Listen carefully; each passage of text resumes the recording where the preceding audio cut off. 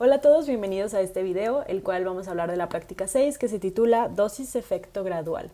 Aquí voy a tratar de irme rápido porque esta práctica sí la vamos a ver de forma presencial, pero bueno, voy a darles como los conceptos más importantes y explicarles los resultados para que puedan hacer su práctica y una vez que estemos en el laboratorio pues ya van a entender perfectamente todo lo que hagamos.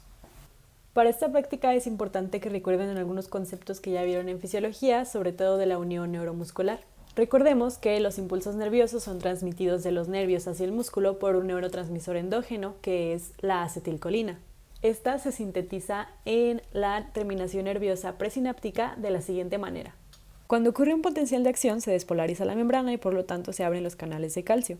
La entrada de calcio a la motoneurona produce la unión de las vesículas de acetilcolina a la unión presináptica y por lo tanto se libera la acetilcolina hacia la hendidura sináptica.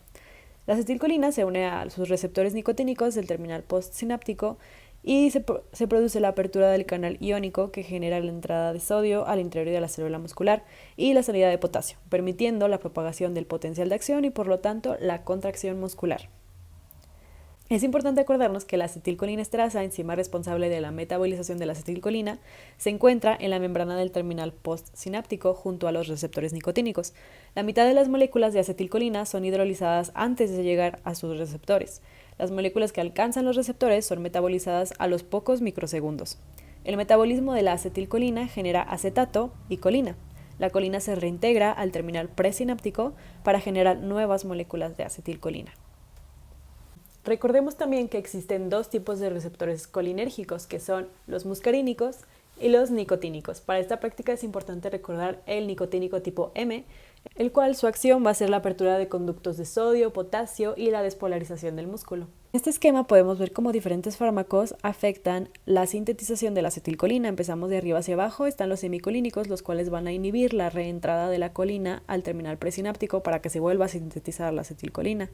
Tenemos también el besamicol, que va a impedir que se forme la vesícula de acetilcolina.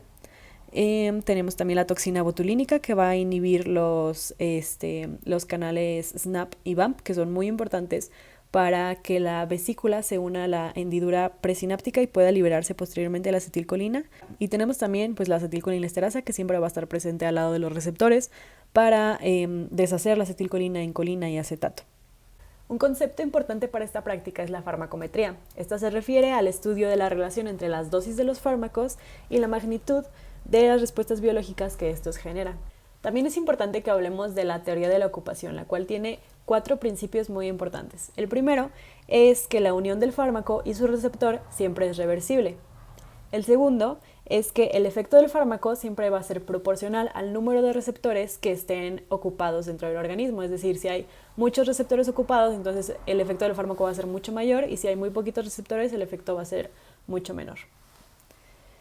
El tercero es que el efecto máximo se alcanza cuando todos los receptores estén ocupados. Y por último es que la acción del fármaco prevalece mientras el fármaco esté unido a su receptor. Bueno, ¿y qué es una curva de dosis-efecto? Estas curvas nos permiten evaluar y comparar la seguridad y la eficacia de diferentes fármacos empleados con fines terapéuticos. Tenemos de dos tipos, están las de dosis-efecto gradual y las dosis-efecto cuantal.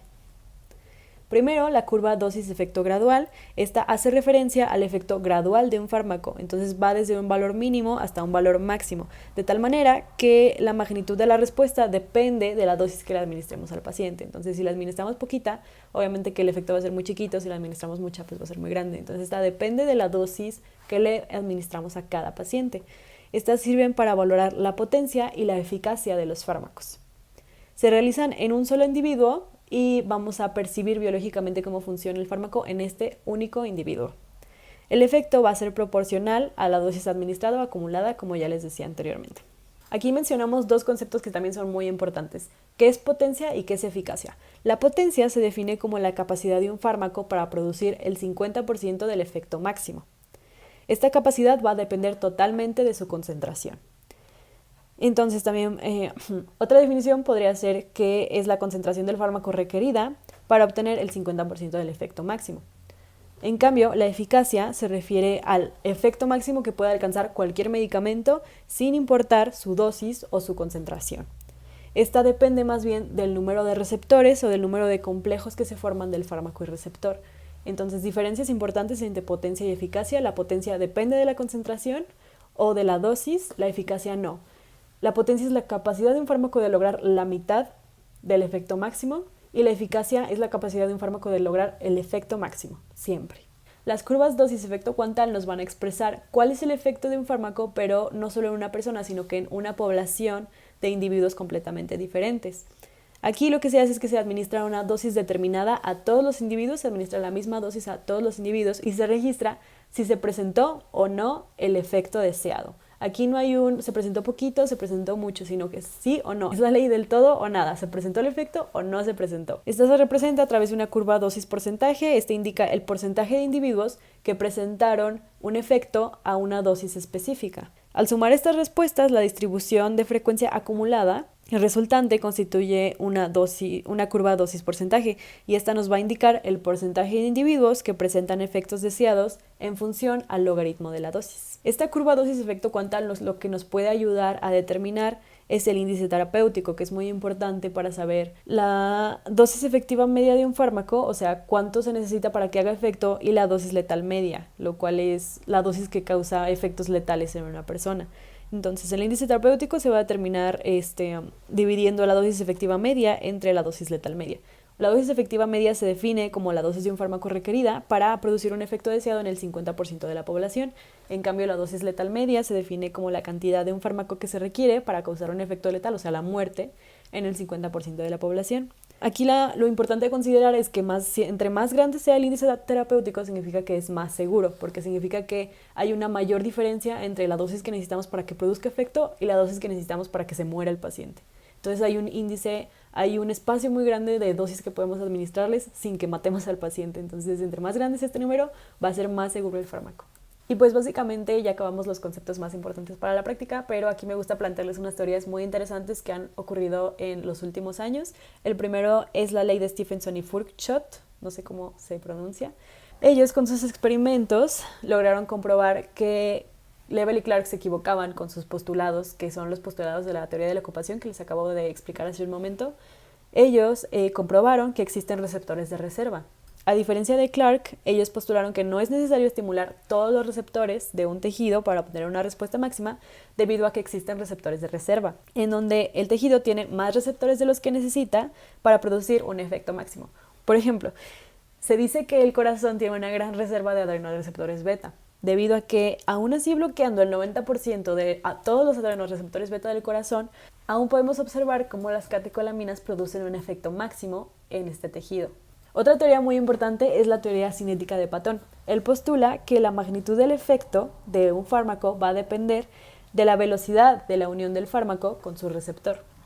Entonces, de esta forma, una misma molécula de fármaco puede disociarse de su receptor y volver a interactuar nuevamente con él. O sea, depende más bien de la velocidad con la que se unen y no tanto de que estén juntos todo el tiempo para que se produzca el efecto. Y por último, una pregunta muy importante. ¿Qué es más importante? ¿Que un fármaco sea potente o que un fármaco sea eficaz? Recordemos que la potencia es la capacidad de un fármaco para producir el 50% del efecto máximo y va a depender de la concentración, mientras que la eficacia es la capacidad del fármaco de producir el efecto máximo sin importar la concentración. Obviamente que para tomar una decisión global es importante considerar a todos los pacientes, pero bueno, si nos ponemos a pensar, nosotros como médicos, lo más importante para nosotros es que nuestro paciente, el fármaco le haga efecto, ¿no? Entonces, solo considerando esto, podemos decir que lo más importante es la eficacia, que a mi paciente su fármaco le sea eficaz, que le pueda hacer un efecto. Pero si pensamos a nivel de que, no solo pensando en un paciente, sino pensando en todos los pacientes del mundo, en todas las personas que tienen organismos diferentes, que no sabemos cómo se comportan y que además no sabemos, que tenemos que distribuir todos los recursos que tenemos para todas las personas, en ese caso yo creo que es más importante considerar la potencia, debido a que con menos concentraciones del fármaco podemos lograr que el 50% de la población tenga un efecto ante el fármaco. Y esto también es sobre todo más importante para las farmacéuticas porque ellos no quieren gastar tanto material, no quieren gastar en investigación, no quieren gastar en hacer fármacos con mayores dosis para lograr el efecto máximo en todos, sino que quieren que al menos el 50% de la población tenga efecto, aunque sea con dosis menores. Y por lo tanto la potencia es mucho mejor, es mucho más importante considerarla. Por decirlo de otra forma, un fármaco que es más potente es mucho mejor que un fármaco que es más eficaz. Y pues ahora sí, hablando de la práctica, de esto no quiero darles tantos detalles porque sí la vamos a ver de forma presencial, pero bueno, lo que íbamos a hacer es que íbamos a preparar un biopack, que es un sistema de registro que se usa en casi todas las prácticas de fisio, si se acuerdan. Y vamos a usar a una rana y vamos a usar el músculo recto anterior del abdomen de la rana. Tendremos que colocar el músculo disecado dentro de una cámara donde administraríamos solución Ringer Rana para que se mantenga en condiciones fisiológicas el músculo, o sea, siga funcionando como normalmente lo hacía dentro de la rana. Y tendríamos que registrar la respuesta de este músculo ante diferentes concentraciones de acetilcolina, primero dosis pequeñas y hubiéramos ido aumentando la concentración para ver cómo se va contrayendo. Y bueno, entre cada dosis de acetilcolina tendríamos que lavar 2 o 3 veces el músculo. Y bueno, esto es lo que hubiéramos observado. Que al principio, pues con poquita concentración de acetilcolina hubiera sido muy poquito el efecto y mientras vamos subiendo de concentración va siendo el efecto mucho más grande. También aquí es importante ver cuál es el efecto máximo. Entonces vamos a ver a qué concentración se da el máximo efecto y vemos como que aunque estamos poniendo más y más concentración de acetilcolina, no va a haber más efecto porque llega un punto donde ya todos los receptores están ocupados, entonces ya no puede producirse más efecto del máximo. Aquí lo más importante que ustedes tienen que ver en este esquema y que me tienen que señalar en la parte de los resultados de su práctica son todos los postulados de Clark, los que ya vimos hace rato. Entonces el primero es la unión reversible del fármaco y su receptor. Esto me lo pueden señalar en cualquiera de las concentraciones que administramos y decir que pues aquí es porque se unió el fármaco, pero que tiene una unión reversible, o sea que se pueden separar y luego se pueden volver a unir y ya está. El siguiente postulado es que el efecto del fármaco es proporcional al número de receptores ocupados.